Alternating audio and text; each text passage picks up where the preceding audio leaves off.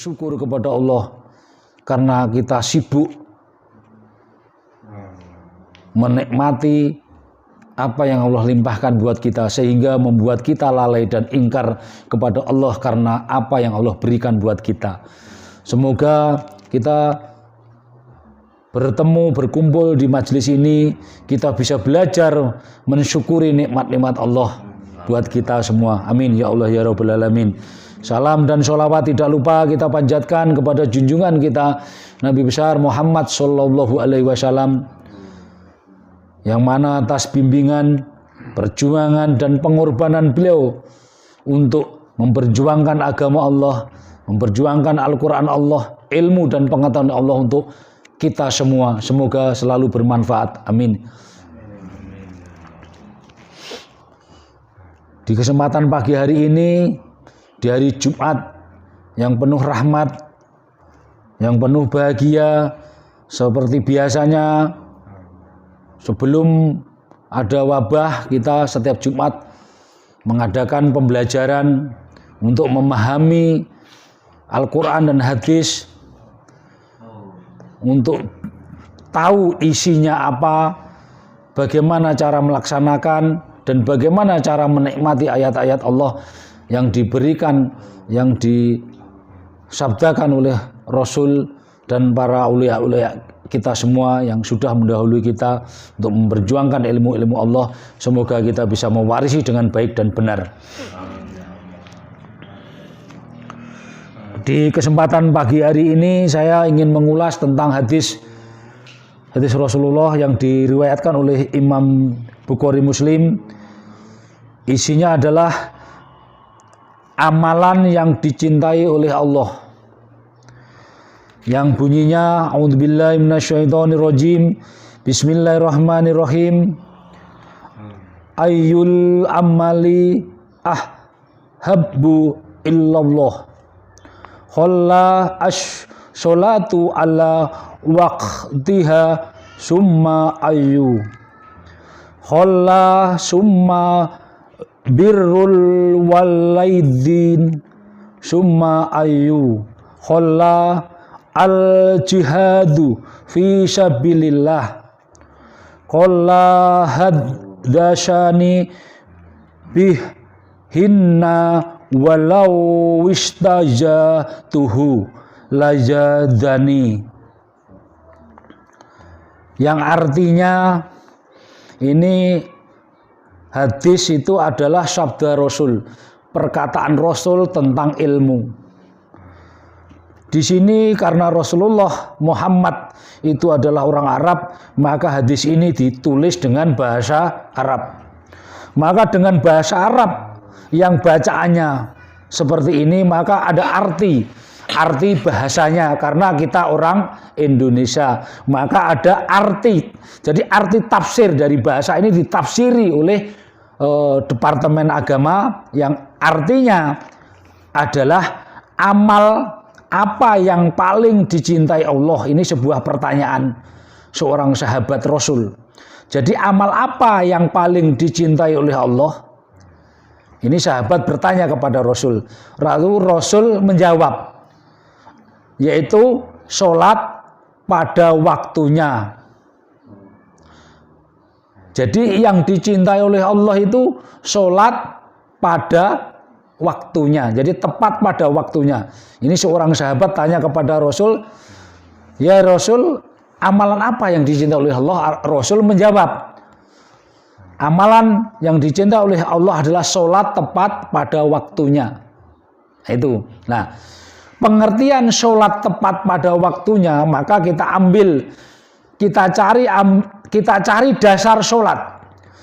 Kalau sholat itu adalah mencegah perbuatan keji dan mungkar, maka kapan waktunya jenengan sholat yang tepat?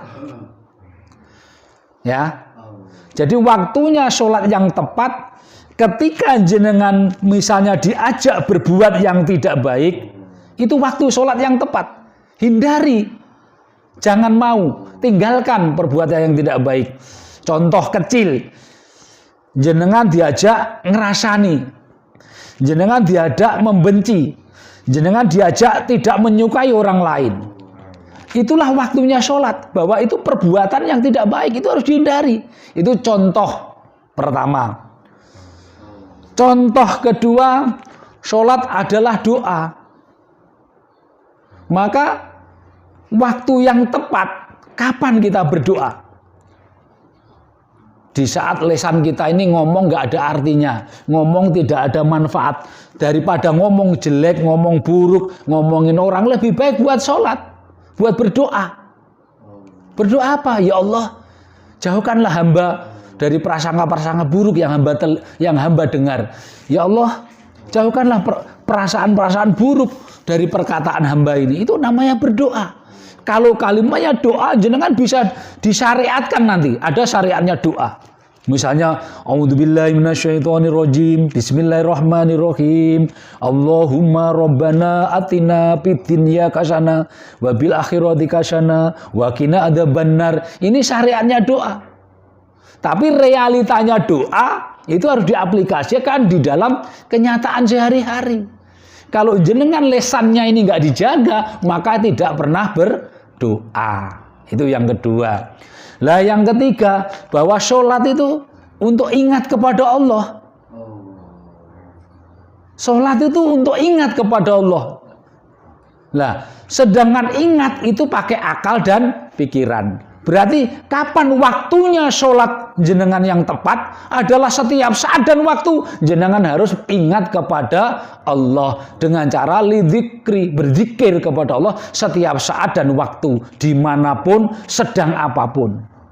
Sambil jalan, zikir, ingat kepada Allah supaya nggak lalai dan ingkar dengan apa yang dilakukan, supaya tidak lalai dan ingkar dengan yang dilihat, didengar, diucapkan. Betul betul. Itu tujuannya sholat tepat. Jadi tepat waktu. Dimanapun, di saat apapun, ingatlah kepada Allah. Maka kalau belum bisa ingat di dalam akal dan pikiran, dibantu lesannya. Berzikir Allah, Allah, Allah, Allah, Allah, Allah, Allah.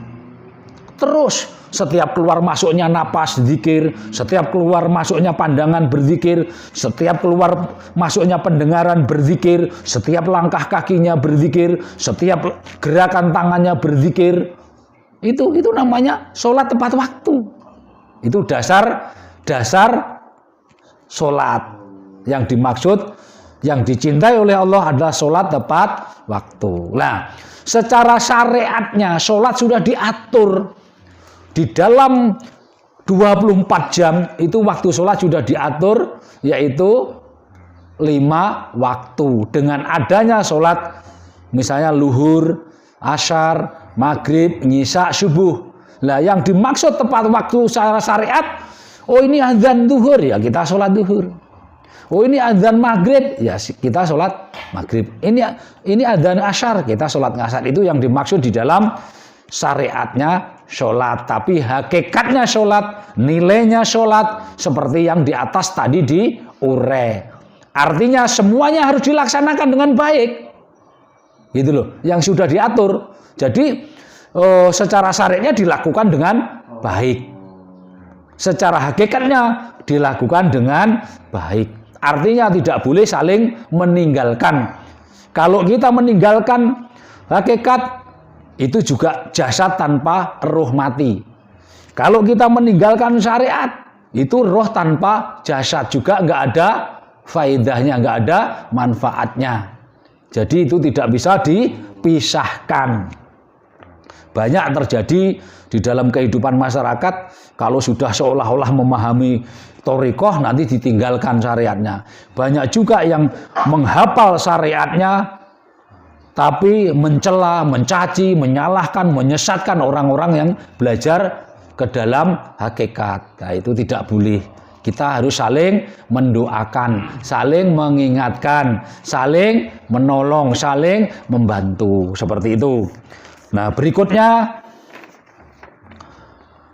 tanya lagi sahabat, lalu apa lagi ya Rasul? Baru Rasul menjawab lagi.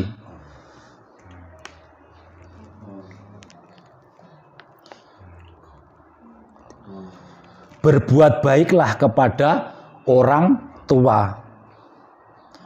Birrul walidin. Berbuatlah baik kepada orang tua. Nah, anak itu diwajibkan berbuat baik kepada orang tua. Lah orang tua ini siapa? Orang tua ini ada dua. Orang tua ini ada dua. Orang tua biologis itu yang melahirkan fisik kita, yang mengandung jasmani kita mulai di kandungan sampai kita dilahirkan menjadi balik. Setelah balik, orang tua gugur kewajibannya kepada anak. Anak sudah mulai menanggung dosa-dosanya sendiri. Itu kewajiban orang tua melahirkan anak, dan anak setelah balik punya kewajiban berbuat baik kepada orang tuanya. Nah, secara biologis, secara jasmani, bagaimana cara berbuat baik? Nah, berbuat baik itu ada sarananya. Berbuat baik setiap perkataan, harus selalu berusaha untuk tidak setiap kalimat kita tidak melukai, tidak menyakiti, seperti itu. Nah, terus berbuat baik apa yang mampu kita lakukan untuk orang tua sesuai kemampuan kita. Apa yang mampu kita lakukan? Berbuatlah baik kepada orang tua. Terus berbuat baik untuk menjaga orang tua. Berbuat baik untuk selalu mendoakan di dalam sholatnya kepada orang tua. Itu juga wajib dijalanin. Itu namanya kewajiban anak yang soleh, berbuat baik kepada orang tuanya. Nah, orang tua juga punya kewajiban berbuat baik kepada anak. Jadi harus mendidik kepada anak mulai di alam kandungan sampai balik. Itu orang tua punya kewajiban. Mendidik artinya mendidik secara jasmani, menyekolahkan, memberi ilmu dan pengetahuan, terus mendidik akhlaknya. Itu kewajiban orang tua juga, gitu. Jadi sama-sama punya kewajiban. Kewajiban orang tua gugur ketika anak itu sudah balik. Artinya balik, akal pikirannya sudah mengenal nafsu dan dunia. Maka orang tua gugur. Anak itu sudah menanggung dosanya sendiri. Kebalikannya, kalau anak menjaga berbuat baik kepada orang tua sampai di akhirat, sampai ke liang lahat, anak punya kewajiban untuk berdoa. Nah, itu tidak putus.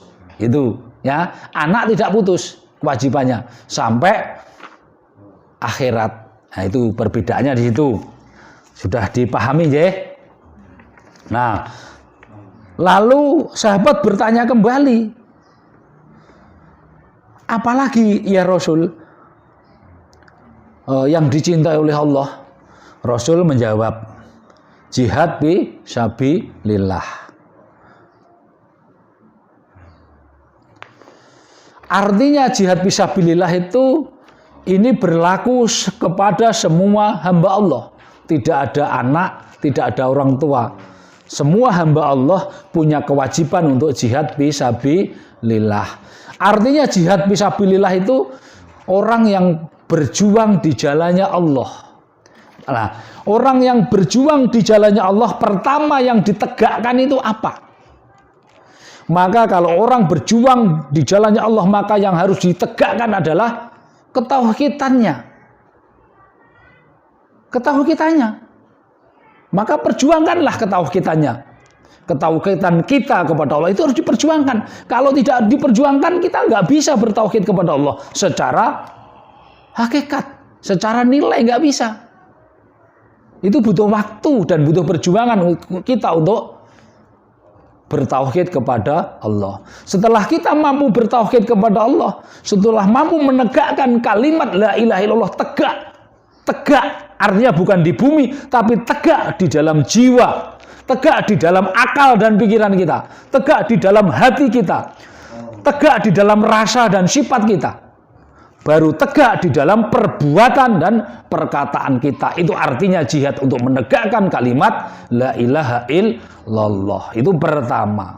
Kedua, jihad fisabilillah adalah menegakkan. Kalau kita sudah bertauhid, menegakkan kalimat la ilaha illallah dan kita terilmui oleh Allah, maka kedua adalah menegakkan sifat-sifatnya Allah. Sifat-sifatnya Allah itu harus dijihati, harus ditegakkan. Contoh, apa bisa jenengan nggak menegakkan? Nggak bisa. Contoh, Allah memiliki sifat sabar.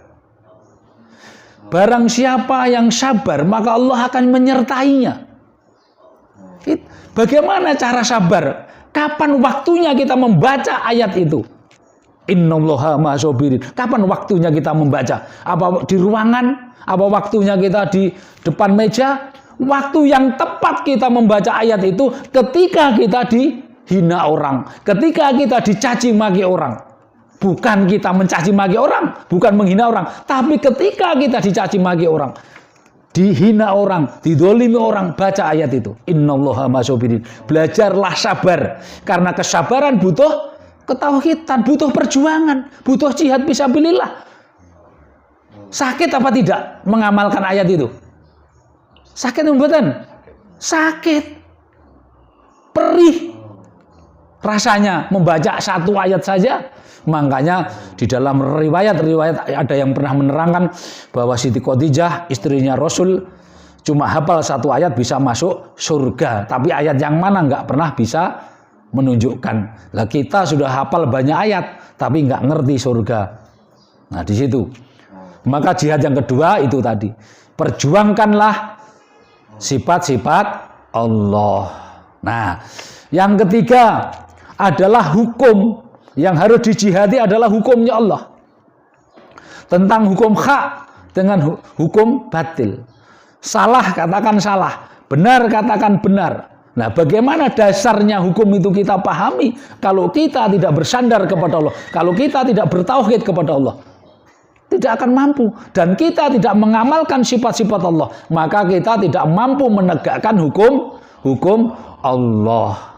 Contoh, ketika hukum Allah meninggalkan sholat itu dosa, itu harus ditegakkan. Bagaimana caranya orang tidak meninggalkan sholat? Kalau sholat itu adalah perbuatan keji dan mungkar, maka ketika kita melihat orang berbuat keji dan mungkar, maka kita harus menegakkan.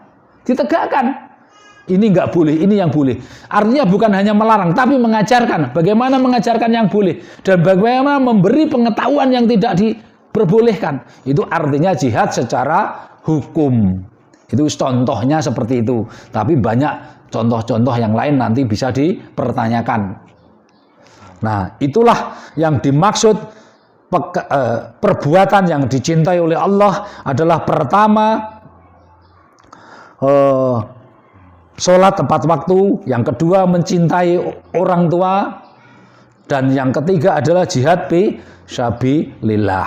Nah, saya kembali ke yang kedua, bahwa orang tua yang pertama adalah orang tua jasmani, ada orang tua rohani. Itu juga wajib berbuat baik kita kepada orang tua rohani. Orang tua rohani itu kalau secara jasmani jenengan tidak mengenal agama, jenengan tidak mengenal Allah, jenengan tidak mengenal hukumnya Allah, jenengan tidak mengenal sifatnya Allah.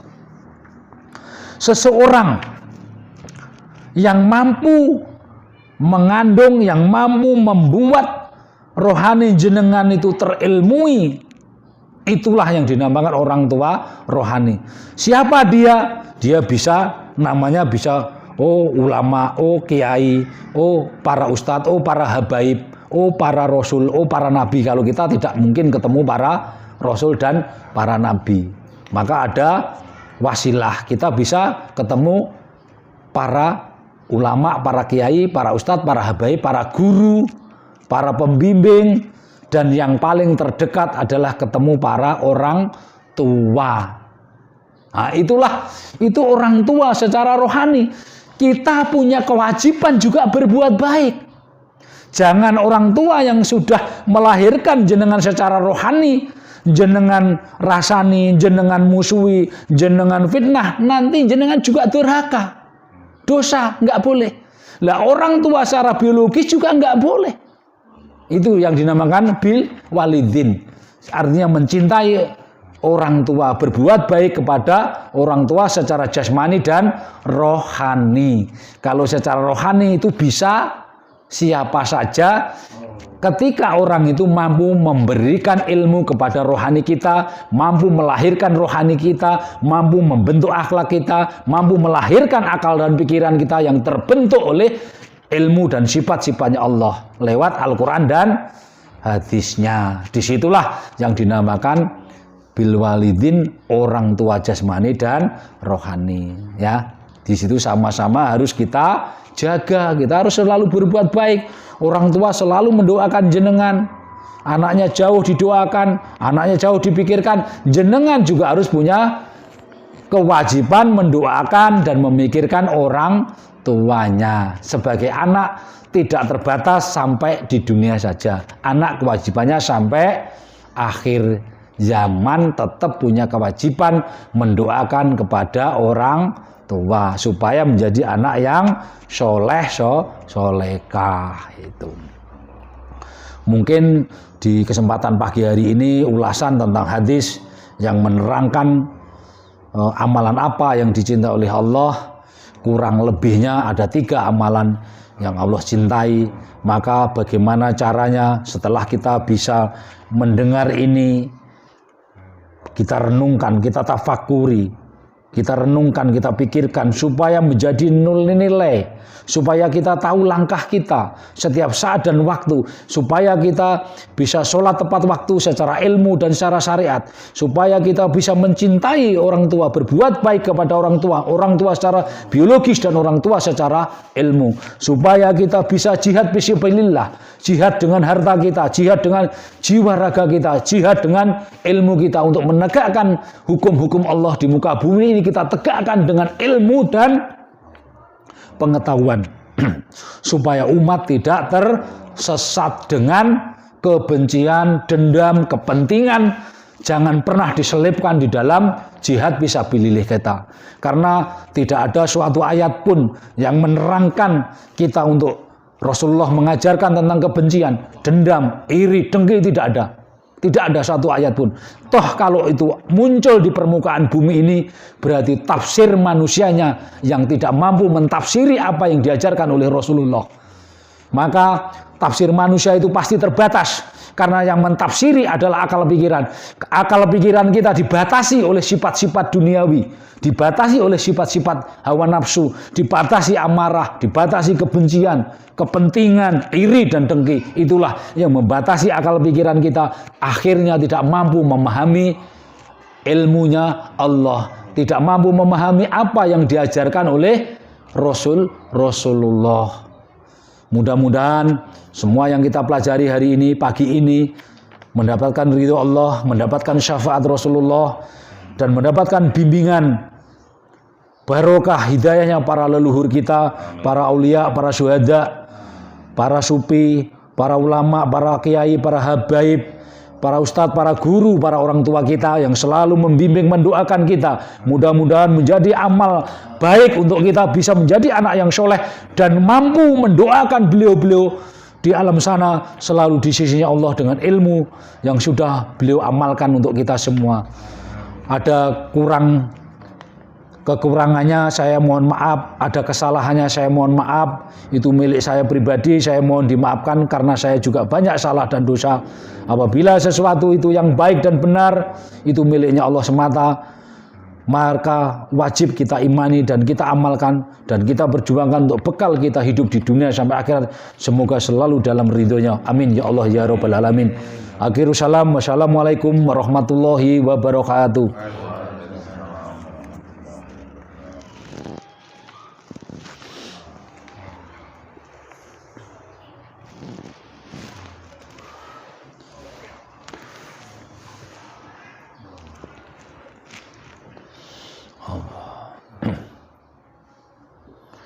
Mungkin ada pertanyaan, saya kasih waktu untuk diskusi, waktunya masih ada. Silakan.